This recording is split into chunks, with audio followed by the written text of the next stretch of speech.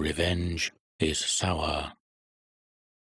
Whenever I read phrases like war guilt trials, punishment of war criminals, and so forth, there comes back into my mind the memory of something I saw in a prisoner of war camp in South Germany earlier this year. Another correspondent and myself were being shown round the camp by a little Viennese Jew who had been enlisted in the branch of the American Army which deals with the interrogation of prisoners. He was an alert, fair-haired, rather good-looking youth of about 25, and politically so much more knowledgeable than the average American officer that it was a pleasure to be with him. The camp was on an airfield, and, after we had been round the cages, our guide led us to a hangar where various prisoners who were in a different category from the others were being screened.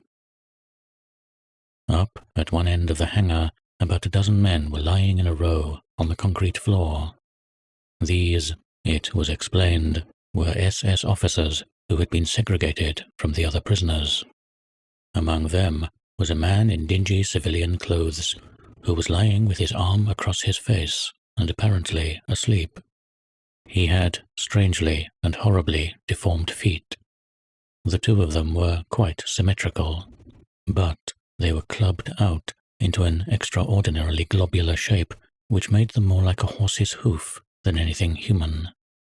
As we approached the group, the little Jew seemed to be working himself up into a state of excitement. "That's the real swine," he said, and suddenly he lashed out with his heavy army boot and caught the prostrate man a fearful kick right in the bulge of one of his deformed feet. "Get up, you swine," he shouted as the man started out of sleep, and then repeated something of the kind in German. The prisoner scrambled to his feet and stood clumsily to attention, with the same air of working himself up into a fury. Indeed, he was almost dancing up and down as he spoke. The Jew told us the prisoner's history. He was a real Nazi. His party number indicated that he had been a member since the very early days, and he had held a post corresponding to a general in the political branch of the SS. It could be taken as quite certain that he had had charge of concentration camps and had presided over tortures and hangings. In short, he represented everything that we had been fighting against during the past 5 years. Meanwhile, I was studying his appearance. Quite apart from the scrubby, unfed, unshaven look that a newly captured man generally has, he was a disgusting specimen. But he did not look brutal or in any way frightening, merely neurotic and, in a low way, intellectual. His pale, shifty eyes were deformed by powerful spectacles. He could have been an unfrocked clergyman, an actor ruined by drink, or a spiritualist medium. I have seen very similar people in London common lodging houses, and also in the reading room of the British Museum.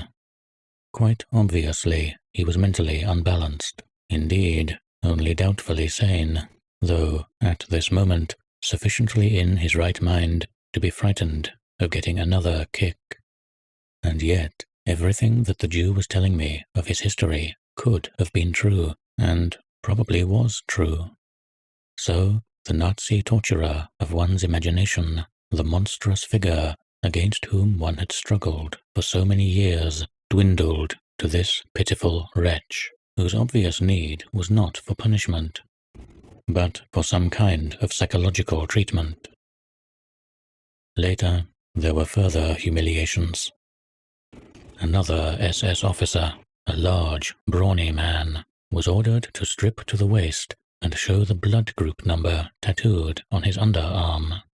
Another was forced to explain to us how he had lied about being a member of the SS and attempted to pass himself off as an ordinary soldier of the Wehrmacht.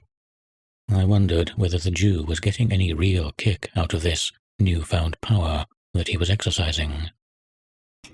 I concluded that he wasn't really enjoying it, and that he was merely like a man in a brothel, or a boy smoking his first cigar, or a tourist traipsing round a picture gallery, telling himself that he was enjoying it, and behaving as he had planned to behave in the days when he was helpless. It is absurd to blame any German or Austrian Jew for getting his own back on the Nazis. Heaven knows what scores this particular man may have had to wipe out. Very likely his whole family had been murdered. And, after all, even a wanton kick to a prisoner is a very tiny thing compared with the outrages committed by the Hitler regime. But what this scene, and much else that I saw in Germany, brought home to me was that the whole idea of revenge and punishment is a childish daydream. Properly speaking, there is no such thing as revenge. Revenge is an act which you want to commit when you are powerless, and because you are powerless.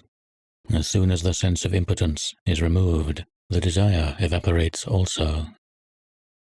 Who would not have jumped for joy in 1940 at the thought of seeing SS officers kicked and humiliated? But when the thing becomes possible, it is merely pathetic and disgusting. It is said that when Mussolini's corpse was exhibited in public, an old woman drew a revolver and fired 5 shots into it, exclaiming, "Those are for my 5 sons." It is the kind of story that the newspapers make up, but it might be true. I wonder how much satisfaction she got out of those 5 shots, which, doubtless, she had dreamed years earlier of firing. The condition of her being able to get near enough to Mussolini to shoot at him was that he should be a corpse. Insofar as the big public in this country is responsible for the monstrous peace settlement now being forced on Germany, it is because of a failure to see, in advance, that punishing an enemy brings no satisfaction. We acquiesced in crimes like the expulsion of all Germans from East Prussia, crimes which, in some cases, we could not prevent, but might at least have protested against, because the Germans had angered and frightened us, and therefore we were certain that when they were down, we should feel no pity for them. We persist in these policies, or let others persist in them on our behalf, because of a vague feeling that, having set out to punish Germany, we ought to go ahead and do it. Actually, there is little acute hatred of Germany left in this country, and even less, I should expect to find, in the army of occupation. Only the minority of sadists, who must have their atrocities, from one source or another, take a keen interest in the hunting down of war criminals and quislings. If you ask the average man what crime Goering, Ribbentrop, and the rest are to be charged with at their trial, he cannot tell you. Somehow, the punishment of these monsters ceases to seem attractive when it becomes possible. Indeed, once under lock and key, they almost cease to be monsters. Unfortunately, there is often little need of some concrete incident before one can discover the real state of one's feelings. Here is another memory from Germany. A few hours after Stuttgart was captured by the French army, a Belgian journalist and myself entered the town, which was still in some disorder.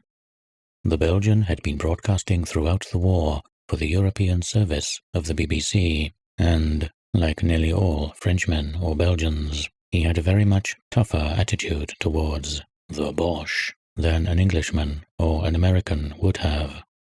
All the main bridges into the town had been blown up, and we had to enter by a small footbridge which the Germans had evidently made efforts to defend. A dead German soldier was lying supine at the foot of the steps. His face was a waxy yellow. On his breast, someone had laid a bunch of the lilac which was blossoming everywhere. The Belgian averted his face as we went past. When we were well over the bridge, he confided to me that this was the first time he had seen a dead man. I suppose he was 35 years old, and for 4 years he had been doing war propaganda over the radio. For several days after this, his attitude was quite different from what it had been earlier. He looked with disgust at the bomb-wrecked town and the humiliations the Germans were undergoing, and even on one occasion intervened to prevent a particularly bad bit of looting. When we left, he gave the residue of the coffee we had brought with us to the Germans on whom we were billeted. A week earlier, he would probably have been scandalized at the idea of giving coffee to a Boche. But his feelings, he told me, had undergone a change at the sight of Ce pauvre mort beside the bridge. It had suddenly brought home to him the meaning of war. And yet, if we had happened to enter the town by another route, he might have been spared the experience of seeing even one corpse out of the, perhaps, 20 million that the war has produced.